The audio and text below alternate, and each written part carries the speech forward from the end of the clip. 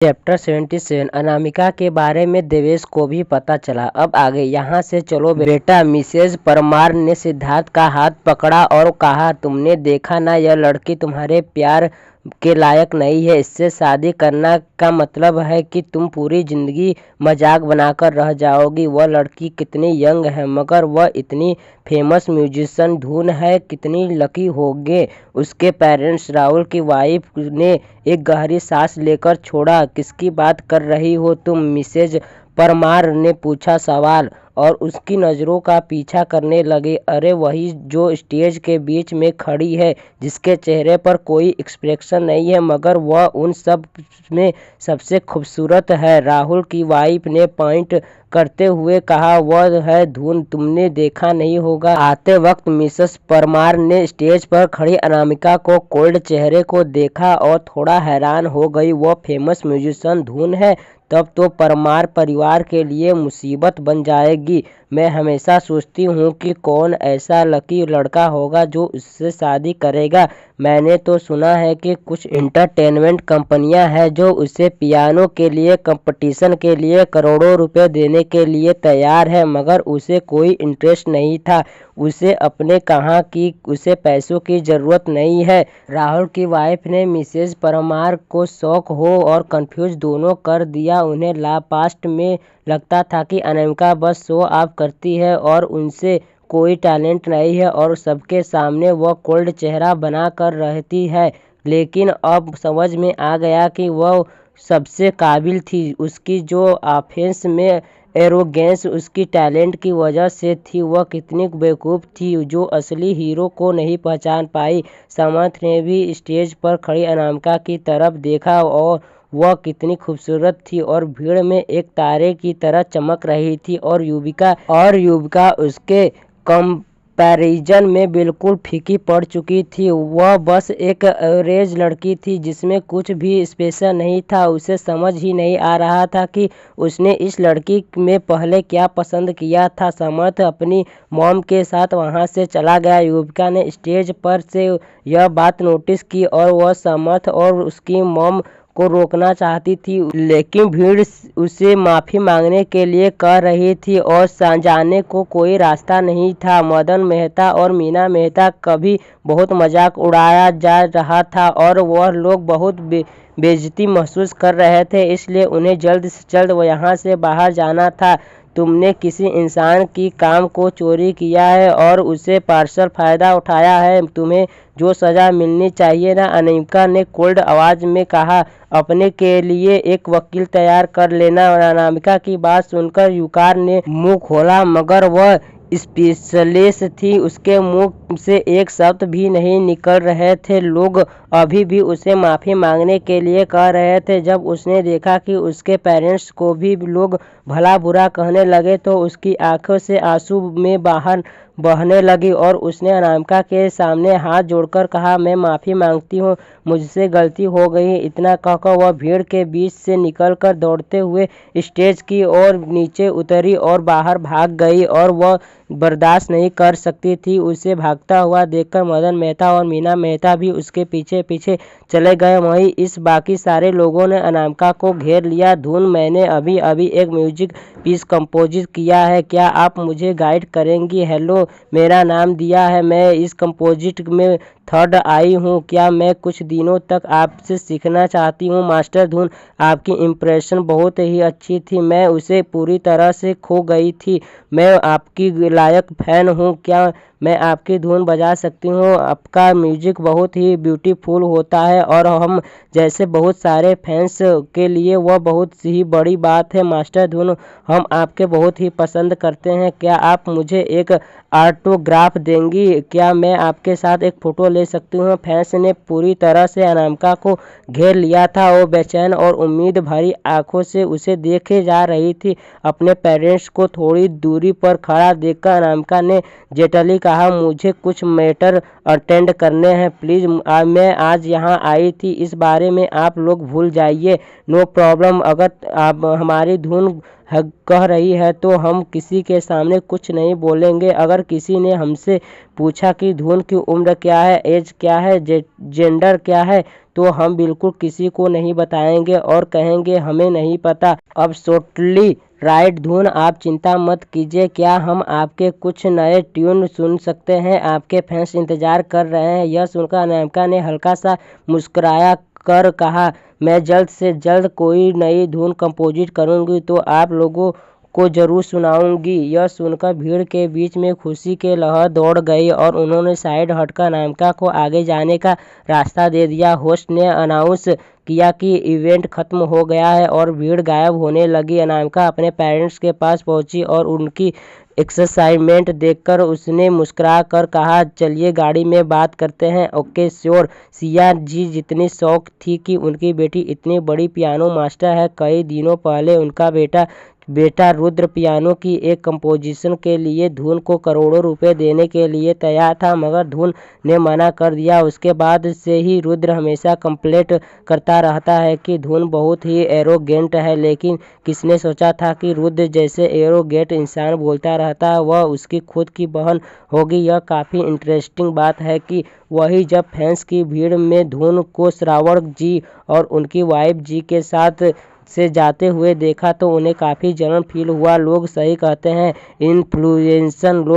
Influencer लोगों के साथ ही घूमते हैं। काश मैं भी कब धुन की तरह अमीर लोगों की दोस्त बन पाऊंगी। आंखें बंद कर लो यार। हाँ, आंखें क्यों बंद कर लूं? सपनों में तुम्हें कुछ भी मिल सकता है। रास्ते में घर जाते वक्त नताशा और अपने हाथ में पकड़ी हुई चैंपियन ट्रॉफी बहुत ही बुरी लग रही थी। उसका मूड भी बहुत खराब था। यह ट्रॉफी अनामिका के लिए कोई मायने नहीं रखती होगी और जैसे ही वह उसे एम्बैरेसिंग ऑब्जेक्ट को पीछे छुपाने वाली ही थी, उसकी सीता जी की आवाज़ सुनी, नताशा तुम्हारी बहन धून है, इतनी बड़ी म्यूजिशियन, तुम्हें उससे ज़रूर सीखना चाहिए। ओके नताशा बोली, उसे सिखाना होगा, अनामिका से कभी भी नहीं। किसने सोचा था कि ओबेरॉय परिवार में एक म्यूजिक जीनियस भी है। अमेजिंग, हमें इस बात को सेलिब्रेट करना चाहिए। आज रात सीता जी की चेहरे से मुस्कुराहट जा ही नहीं रही थी। श्रावण जी भी बहुत खुश थे। वह बोले, सचमुच परिवार के लिए बहुत बड़ा गर्व है। उसके टैलेंट को कभी निखार नहीं गया और ना ही का भी तरफ की गई। वह मेहता परिवार में थी। अब तुम उन लोगों को हमारी बातों के बीच में क्यों लेकर आ रहे हो? वह हार्टलेस लोग लायक ही नहीं है। उनका नाम लेकर मुझे बेचैन मत करो। सीता जी ने कहा, तुम ठीक कह रही हो, चिंता मत करो, मैं अभी उन्हें हैंडल कर लेता हूँ।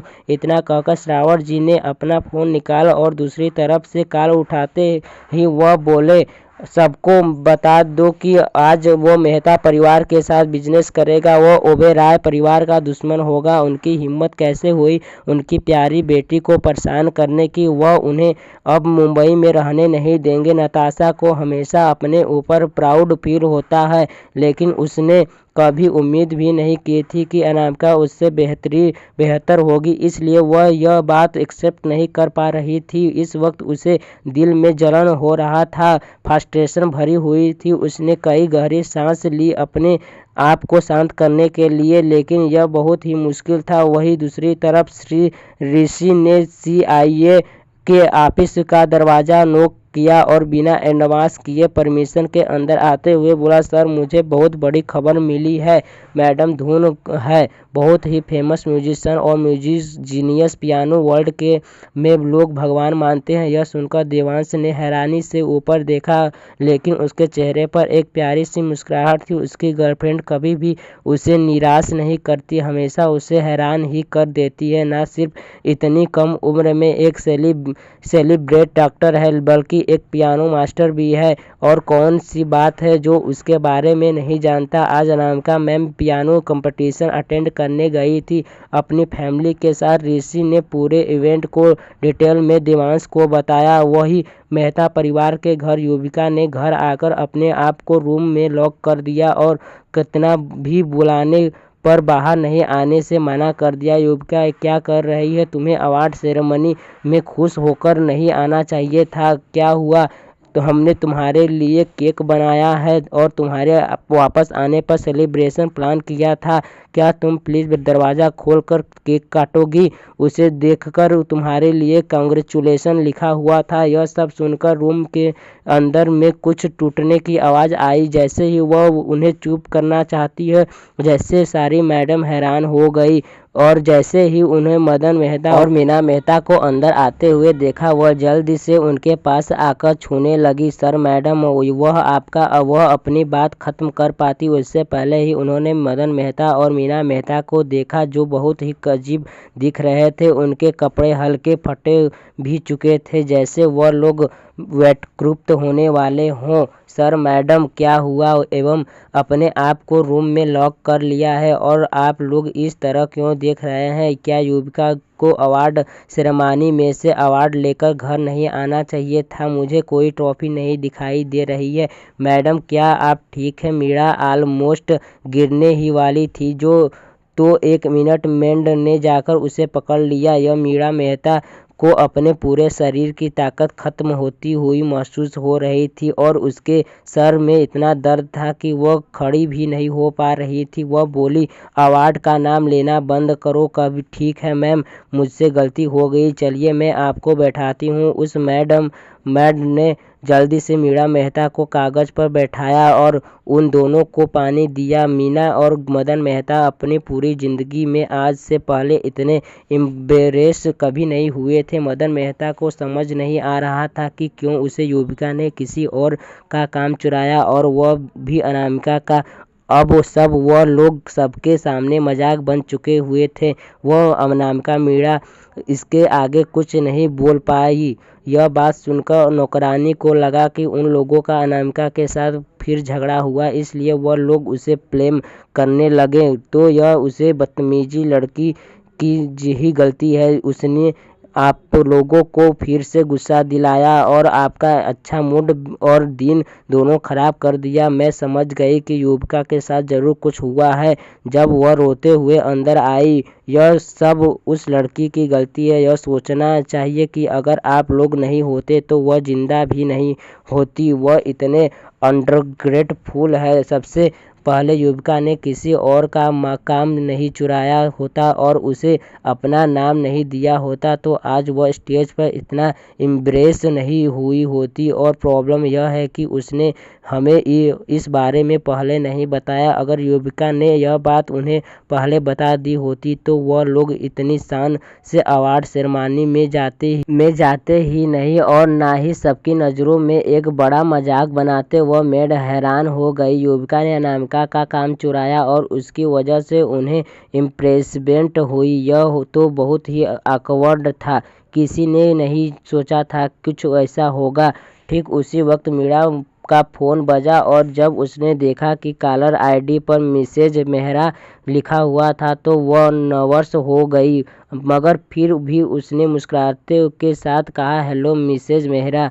मिसेज मेहता, मैंने अवार्ड सेरेमनी से कुछ देर पहले ही हमारे ऑफिशियल ट्विटर अकाउंट पर यह अनाउंस किया कि युविका हमारे ब्रांड की स्पोक पर्सन है, और उसके कुछ देर बाद ही किसी ने मुझे बताया कि युविका ने मास्टर धोन की काम को चुराया था और वह पूरे स्टेज पर सबके सामने एक्सपोज हो गई है। मिसेज मेहरा ने पूछा। मीरा जानती थी कि उसे जल्द से सवाल करना होगा, इसलिए उसने जल्द से जवाब दिया, मिसेज मेरा मुझे एक्सप्लेन करने दीजिए। मिसेज मेहरा ने उसकी बात को बीच में रोकते हुए कहा, क्यों इस न्यूज़ को ब्लॉक कर दिया गया है, इसलिए मुझे इंतज़ार करना पड़ा और आधे घंटे बाद मुझे इस बारे में पता चला। जब जिन लोगों को इन बारे में पता चला गया है वह लोग मेरे पियानो ब्रांड को बायकॉट कर रहे हैं और हमें आखिर में उसे ट्वीट को डिलीट करना पड़ा। बात इसे बिंदु तक पहुंच गई, मगर तुम लोगों ने एक शब्द भी नहीं कहा। एक्सप्लेन करना तो दूर की बात है, यह सुनकर मीरा मेहता को ऐसा लगे जैसे उसके चेहरे पर किसी ने तेज थप्पड़ मारा हो, मगर फिर भी वह बोली, मिसेज मेहरा, मुझे एक बार एक्सप्लेन करने का मौका दीजिए। आगे सुनते रहिए मेरी कहानी। कमेंट करिए, लाइक करिए, चैनल को सब्सक्राइब करिए। चैप्टर 78, मेहता परिवार मुश्किल में है। अब आगे। मिसेज मेहता मिसेज मेहरा अब गुस्से में थी। वह बोली, हमने क्लियरली एक कॉन्ट्रैक्ट साइन किया था जिसमें लिखा था कि कॉन्ट्रैक्ट पीरियड के दौरान युविका के ऊपर किसी तरह का कोई गलत इल्ज़ाम नहीं लगना चाहिए, वरना आप लोगों को 10 गुना ज़्यादा पैसे पेनाल्टी के तौर पर देने होंगे। उसको कॉन्ट्रैक्ट के हिसाब से आप लोगों को 5 करोड़ रुपए 10 दिनों के अंदर देने होंगे, वरना हम इस मामले में कोर्ट से सेटल करेंगे। श्रीमती मेहरा मीरा ने कुछ कहने की कोशिश की, मगर दूसरी तरफ से फ़ोन ऑलरेडी कट चुका था। जब उसने कॉल वापस करने की कोशिश की तो उसका नंबर ब्लॉक कर दिया गया था। मीरा मेहता और परेशान थी कि 5 करोड़ रुपया वह 5 करोड़ कहाँ से देगी। भले ही मदन मेहता काफ़ी अमीर इंसान थे, लेकिन उनके पर्सनल असेट्स से कुछ करोड़ों के थे और ज़्यादा फिक्स एसेट से जैसे घर, सॉफ्ट स्टॉक, गाड़ियां, बाकी सब, और पहले अनामी इन्वेस्टमेंट कंपनी की वजह से उनका कॉर्पोरेशन आगे बढ़ रहा था। लेकिन अब जब उन्होंने अपने एकदम पीछे हटा दिया तो इसलिए वह लोग अब बहुत बड़ी मुसीबत में थे और बिजनेस लॉस में होने की वजह से उन्होंने पहले ही कई शॉप, घर बेच दिए थे। अब इन्हें 5 करोड़ देने हैं कंपनसेशन के तौर पर। उन्हें तो अपनी कंपनी के शेयर्स ही नहीं बेचने होंगे, और एक बार उनके शेयर से बिक गए तो वो माइनॉरिटी शेयरहोल्डर बनकर रह जाएंगी, और जिसकी वजह से decision making power Lakshmi ji और बाकी शेयरहोल्डर के हाथों में चला जाएगा। नहीं, ऐसा नहीं हो सकता। उन्हें शेयर किसी भी कीमत पर बेचने होंगे। तुम लोग जा सकते हो। मीरा मेहता ने सारी नौकरों को वहां से भगा दिया और उसके बाद मदन मेहता ने धीमी और डिस्पेरेट आवाज में पूछा, अभी हम क्या करेंगे? जीवन वजह से कॉन्ट्रैक्ट टूटा है और हमें कंपनसेशन के तौर पर 5 करोड़ देने ही होंगे, और हमारे पास सिर्फ 10 दिन है। वह दिन में तो कुछ मदन मेहता कुछ कहने ही वाला था कि तभी उसका फ़ोन वाइब्रेट होने लगा। कोई अननोन नंबर से कॉल आया था, जिसे उसने तुरंत उठा लिया और कहा, हेलो, क्या यह मदन मेहता है? मैं म्यूजिशियन धुन का लॉयर हूँ। इतना कहने के बाद उस लॉयर ने और कुछ कहा जिससे मदन मेहता शॉक में हो गए और बोला, कंपनसेशन का तौर पर 6 करोड़ रुपए। हाँ, आपकी बेटी युविका ने धुन के काम को चुराया है और बिना किसी परमिशन के उसे कंपटीशन में भी प्रैक्टिस किया। यह बहुत सी सीरीज क्राइम है और आपको लीगल कॉन्सिक्वेंस तो भुगतान ही होंगे। लॉयर बोला, अकॉर्डिंग टू द रेवेलेंट लॉ आपको इन सब के लिए एक पब्लिक अप्लाइमेंट ग्राउंड कर रही होगी और फिर ढूंढ के लाइसेंस के लिए कंपनसेशन करना होगा। और जहां तक धुन की रेपुटेशन है, उससे 6 करोड़ का कंपनसेशन बहुत ही कम है। अगर 3 दिनों के अंदर हमें पैसे नहीं मिले तो मैं आपकी बेटी को अपने पब्लिक ऑफिशियल अकाउंट से वेबसाइट पर जेल भिजवा दूंगा। प्लीज़ ऐसा मत कीजिए। मदन मेहता ने माफ़ी मांगते हुए कहा, हम इस बारे में बात कर सकते हैं एक बार। अगर उन्होंने अपने पब्लिक अकाउंट पर इस बार में लिख दिया और पुलिस युविका को पकड़ कर ले गई तो यह बात पूरी दुनिया में फैल जाएगी, जिससे उसकी रेपुटेशन बहुत ही खराब हो जाएगी। मदन मेहता बोल तो रहा था मगर कॉल कट गया। कॉल कट होने के बाद मीरा मेहता ने तुरंत पूछा, क्या हुआ? क्या अनामिका हमसे 6 करोड़ रुपया चाहती है? लेकिन किस लिए? क्योंकि युविका ने उसका गाना चुराया है। मदन मेहता सोचे ही गुस्सा हो रहा था। क्या तुम उसे टारगेट करना बंद करोगे? अगर तुमने उसे मेहता परिवार से बाहर निकालने की स्थिति नहीं की होती तो क्या तुम सोच सकती हो कि धुन के माता पिता होने पर हमें कितना फ़ायदा होने वाला है? तो 2 बेटियों होती हमारी और एक इतनी टैलेंट तुम्हें पता है कि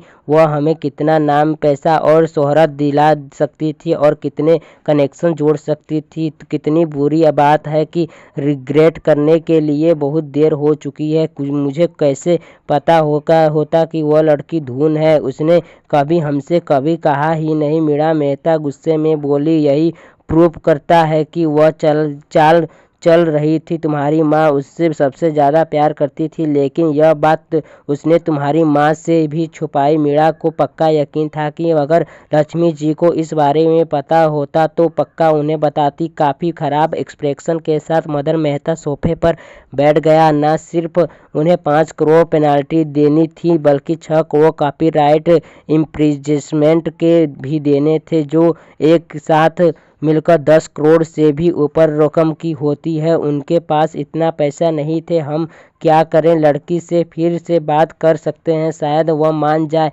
मीरा ने कहा। यह सुनकर मदन मेहता को गुस्सा आ गया और वह बोला, तुम्हें पता है कि वह काइड है। अगर पहले तुम थोड़ी सी टॉलरेंसी रखती तो अगर वह हमसे अलग भी न होती तो भी हम शांत से ही जी पाते। हम जब भी बाहर मिलते हैं तो वह हमें इज्जत से मुस्कुराकर ग्रीट करती है। हमारे बीच का रिलेशनशिप इतना ख़राब नहीं हुआ था। जब से अनामिका उनके परिवार से गई थी तब से उनके साथ कुछ भी अच्छा नहीं हुआ। युविका ने फाइनली एक कंपटीशन में 2nd प्लेस जीता, लेकिन वह कुछ कर पाती उससे पहले सब कुछ बदल गया था। मदन मेहता को बहुत सारे इमोशनल एक साथ फील हो रहा था। रिग्रेट, दुख, दर्द, फ्रस्ट्रेशन, सब कुछ। ठीक उसी वक्त उसे अनामी इन्वेस्टमेंट का ख्याल आया और वह बोला तो वही थी। उसे दिन तो अनामी इन्वेस्टमेंट CIO के साथ डाइनिंग टेबल पर खाना खा रही थी और इसलिए वह लोगों से इतनी इज्जत दे रहे थे। शायद इसलिए क्योंकि वह इतनी बड़ी म्यूजिशियन धुन है। वह बहुत सारे बिग शॉट को जानती थी। मदन मेहता को अपने परिवार ही गुस्सा आ रहा था। वह बोल, अब हम क्या करें? अभी हमें सबसे पहले युविका को बुलाकर उससे सिंसियरली माफ़ी मांगनी होगी। फिंगर क्रॉस करो कि वह हमें माफ़ कर दे। क्यों? मीरा मेहता ने तेज आवाज़ में। युविका ने ऑलरेडी स्टेज पर माफ़ी मांग ली थी, उन्हें प्राइवेट में माफ़ी मांगने की क्या ज़रूरत थी? वह लोग अपने आप को नीचे क्यों झुकाएं जिसकी वजह से अनामिका उन्हें बेइज्जत करे? अगर हम सिर्फ सॉरी बोलने के बाद 6 करोड़ को लॉस से बचा सकते हैं तो किस में बुराई की बात है? मदन मेहता को रियलाइज हो गया कि इस वक्त घमंडी नहीं बल्कि पैसों की ज़रूरत है। मगर वह बोला, लेकिन मुझे तो एक ही बात की चिंता है कि हमने उसे बहुत परेशान किया है। वह हमें इतनी आसानी से नहीं छोड़ेगी। यहाँ तक कि उसने ऑलरेडी उनके फ़ोन नंबर ब्लॉक कर दिए हैं। क्या उसे युविका का नेकलेस नहीं पसंद था? हम उसे वह दे देंगे, मीरा मेहता ने कहा। तो मदन मेहता हंसने लगा, जिसे देखकर मीरा ने पूछा, तुम हंस किस बात पर रहे हो? क्या तुम्हें सच में? मुझे लगता है कि धुन के पास पैसों की कमी नहीं जो वो नेकलेस लेगी। तो फिर उसने युविका का नेकलेस क्यों चुराया था और इतने सारे लड़कों के साथ क्यों जाती थी बाहर? क्या वह पैसों के लिए नहीं था? मीरा ने पूछा। थोड़ी देर तक मदन मेहता चुप रहा और उसके बाद बोला, जो युविका ने कहा शायद वह सच ना होगा। वह उन लोगों के साथ इसलिए होती होगी क्योंकि वह इतनी फेमस और बड़ी म्यूजिशियन है और उनका सिर्फ प्रोफेशनल रिश्ता होगा जिसे युविका ने गलत समझकर हमें गलत बताया। आफ्टर ऑल हाई प्रोफाइल लोगों को एक साथ रहना अच्छा लगता है। मीरा मेहता ने उसकी बात सुनी तो कुछ लॉजिकल लगाया, लेकिन उसकी युविका झूठ क्यों बोलेगी? मदन ही ज़्यादा सोच रहा है। ठीक उसी वक्त मदन मेहता का फिर से फ़ोन बजा और फिर उसका असिस्टेंट शिवा था। वह बोला, सर हम बर्बाद हो गए। ओबराय परिवार ने अनाउंस कर दिया है कि मेहता परिवार के साथ जो भी काम करेगा वह उनका दुश्मन होगा, इसलिए सब लोग पीछे हट रहे हैं। एक के बाद एक सब लोग अपने कॉन्ट्रैक्ट कैंसिल कर रहे हैं।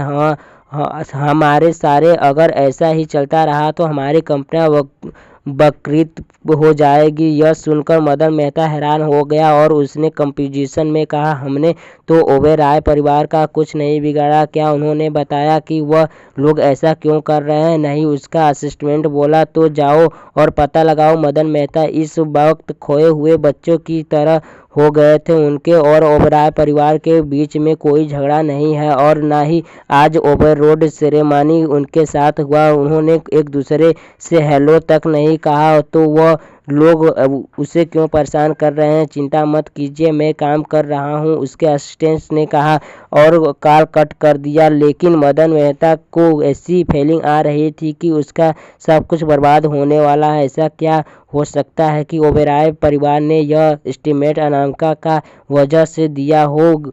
क्या वह लोग भी धुन को पसंद करते हैं और उन्होंने डिसाइड किया है कि वह लोग अनामिका का बदला उनसे लेंगी? अगर ऐसी बात है तो उन्होंने एक साथ दो बड़े लोगों से पंगा ले लिया है। वहीं दूसरी तरफ ओबेरॉय मैंशन में जैसे ही श्रावण जी घर पहुंचे उन्हें ऐसा लगा कि उनके घर पर जो पियानो है वह उनकी बेटी के स्टेज से मैच नहीं करता। उन्होंने तुरंत अपना फ़ोन निकाला और किसी से कहा, मुझे यह एक डायमंड कटेस्टेशन पियानो मेरी बेटी के लिए चाहिए। हर एक चीज़ में डायमंड स्टड होना चाहिए और उसकी क्वालिटी भी बहुत अच्छी होनी चाहिए और आज रात ही डिलीवर कर दीजिएगा। यह पियानो बहुत ही बेसिक है, हमारी बेटी के लिए सूटेबल नहीं है। सीता जी ने भी मुस्कुराते हुए बोली, जाकर कुछ अच्छे से अच्छे सब्जियां और खाने का सामान लेकर आओ। आज हम अनामिका के लिए सेलिब्रेशन करेंगे। उसके बगल में खड़ी रीना ने रिस्पेक्टफुली और क्यूरोस होकर पूछा, हम क्यों सेलिब्रेट करेंगे मैडम, क्या कोई अच्छी खबर है? अनु एक वर्ल्ड रिवार्ड पियानो मास्टर है और एक पेरेंट्स होने के नाते आज हम इस बारे में पता चल रहा है। सीता जी बोली। सीता जी अपनी बात खत्म कर पाती उससे पहले ही दो नौकरानी हैरान हो और खुश दोनों हो गई और बोली, यह तो बहुत अमेजिंग बात है। वह इतनी यंग है और ऑलरेडी इतनी टैलेंट। क्या इसका मतलब है कि पियानो वर्ल्ड में नताशा से भी ऊंचा है? उसका स्टेज और नताशा के एक्सप्रेशन कुछ अच्छे नहीं थे। अनामिका सचमुच में बहुत ही भोली थी। सीता जी ने अनामिका की तरफ वह देखते हुए कहा, क्या तुम थक गई हो? अगर हाँ तो ऊपर जाओ, आराम कर लो, हम तुम्हें बाद में डिनर के लिए बुला लेंगे। ओके, अनामिका ने कहा। लेकिन जैसे ही वह ऊपर गई उसे विक्रम का मैसेज आया। मैसेज, मैम क्या आप दूसरे बिल्ला में जा सकती हैं? वह प्रोजेक्ट नंबर 333 फिर से फेल हो गया। दूसरे वाला पहला यानी कि अनामिका का लग्जरियस बिल्ला था जो मुंबई के ही एक दूसरे और खाली जगह पर था। वह अनामिका का मेन बेस माना जा सकता है जहां से काफ़ी खूबसूरत नज़ारे भी थे और यहाँ पर काफ़ी बड़ी बड़ी लाइब्रेरी भी थी और लेबोरेटरीज में मोस्ट एडवांस इक्विपमेंट्स और इंस्ट्रूमेंट थे। देश हैं और विदेश और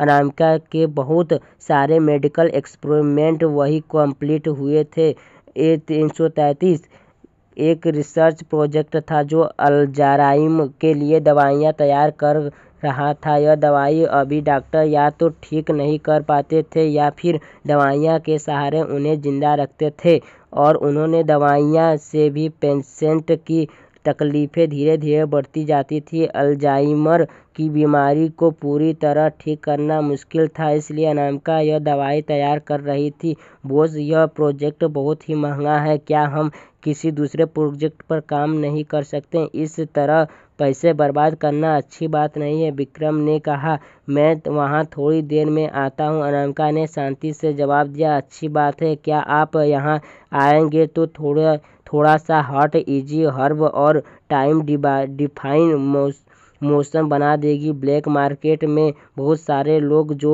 उन दवाइयों के लिए बहुत हाई प्राइस देने के लिए तैयार है, विक्रम ने कहा। ओके सर, अनामिका बोली और कॉल कट कर दी। अनामिका ने वह दवाई ली जो श्रेया ने उसे दी थी और सीताजी को बात कर वहाँ से निकल गई। उसका वह लग्जरियस विला घने जंगलों के बीच में था और काफ़ी सुंदर दिखाई दे रहा था।